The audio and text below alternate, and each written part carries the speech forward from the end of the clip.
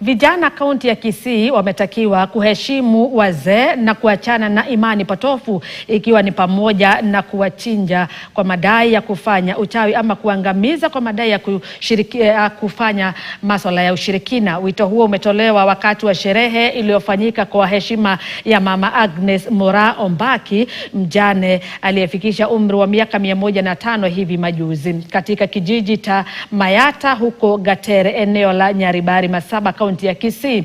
Akizungumza wakati wa hafla hiyo, aliyekuwa seneta mteule Millicent Omanga, mjukuu wa Mama Agnes, alielezea maisha yake marefu kuwa baraka sio tu kwa familia bali pia kwa jamii nzima. Kwa mambo mengi, mambo ya kufanya maendeleo, kuelimisha watoto, kufuga ng'ombe na mimea mingine kama maua yale ambao nitaja hapo mbeleni.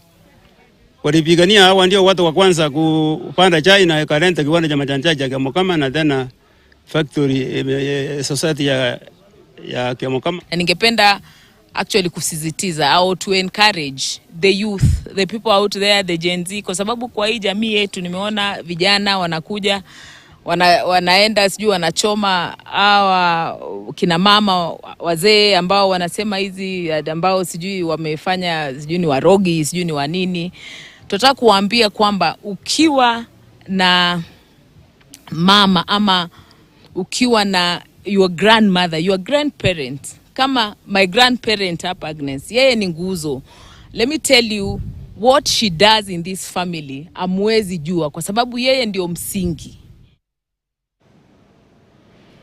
Na mtazamaji, taarifa hiyo inatukamilishia taarifa za mbiu ya KTN Jumatatu ya leo. Ninasema asanti sana kwa wote waliofanikisha taarifa hizi, na pia kwa mtazamaji nasema asanti sana kwa muda wako. Mimi ni Agnes Gakunga, mfasiri kwa lugha ya ishara amekuwa ni Meresha Owiti. Tupatane tena mwendo wa saa 1 kwenye KTN leo.